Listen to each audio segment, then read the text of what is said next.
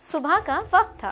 New York की गलियों में ऊंची ऊंची इमारतों के साए तले एक खातून हाथ में फोल्डर थामे एक अपार्टमेंट के बाहर खड़ी थी।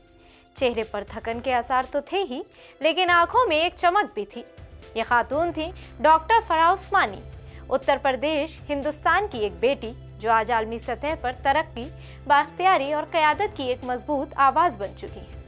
आदाब, मैं हूँ आपके साथ आमना फारूक और आप देख रहे हैं आवाज़ दी वॉइस। डॉक्टर फराह उस्मानी की कहानी सिर्फ एक डॉक्टर की नहीं है, बल्कि ये एक सोच, एक ख्वाब और उस ख्वाब को हकीकत में बदलने की जद्दोजहद की कहानी है। आपको बता दें कि उत्तर प्रदेश की सरजमीन पर परवान चढ़ने वाली फराह एक सादा मुसलमान खानदान से ताल्लुक़ रखती हैं। उनकी परवरिश में तालीम को अव्वलिन हैसियत दी गई। उन्होंने अलीगढ़ मुस्लिम यूनिवर्सिटी के जवाहरलाल नेहरू मेडिकल कॉलेज से गायनोकोलॉजी और प्रसूति में MD की डिग्री हासिल की, मगर उनकी निगाहें सिर्फ अस्पताल की दीवारों तक महदूद नहीं थी।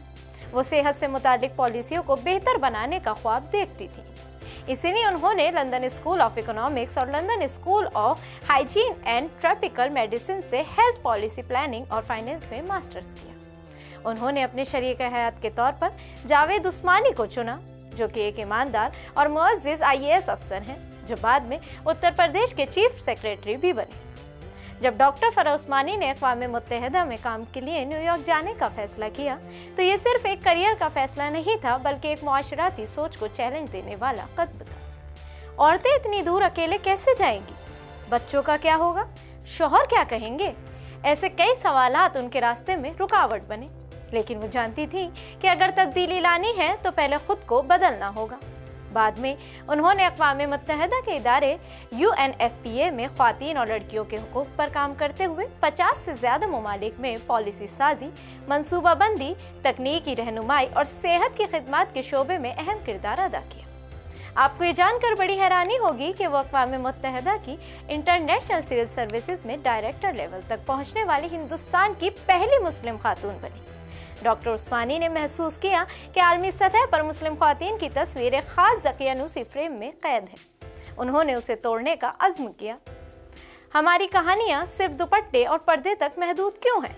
इस सवाल से मुतासिर होकर उन्होंने एक आलमी पहल की शुरुआत की, राइजिंग बियॉन्ड दिस सीलिंग। ये एक ऐसी तहरीक है जो हिंदुस्तान की मुस्लिम ख़वातीन की कामयाबियों को दुनिया के सामने लाती है, उनकी छुपी हुई कहानियों को उजागर करती है और समाज में राइज दकियानूसी ख़यालात को चैलेंज देती है। ये पहल सिर्फ किताबों या तकारीर तक महदूद नहीं रही, बल्कि एक तहरीक बन गई। डॉक्टर फराह उस्मानी को वर्ल्ड बैंक और ब्रिटिश काउंसिल से मेरिट फेलोशिप और 2021 का महात्मा अवार्ड जैसे कई आलमी एजाज़ात से नवाजा गया है। उन्होंने ख़वातीन अक़लियतों और समाज के किनारों पर मौजूद लड़कियों के हुकूक़ के लिए आलमी सतह पर काम किया है। वो Safar supporting action for advancement and rights नामी फलाही तंजीम की आलमी नायब सदर भी हैं, जो महरूम तबके की ख़वातीन और लड़कियों के लिए सरगर्म अमल है। डॉक्टर फराह उस्मानी की कहानी हमें ये सिखाती है कि अगर हौसला हो तो घर की चार दीवारी भी दुनिया की सबसे ऊंची इमारत की छत बन सकती है।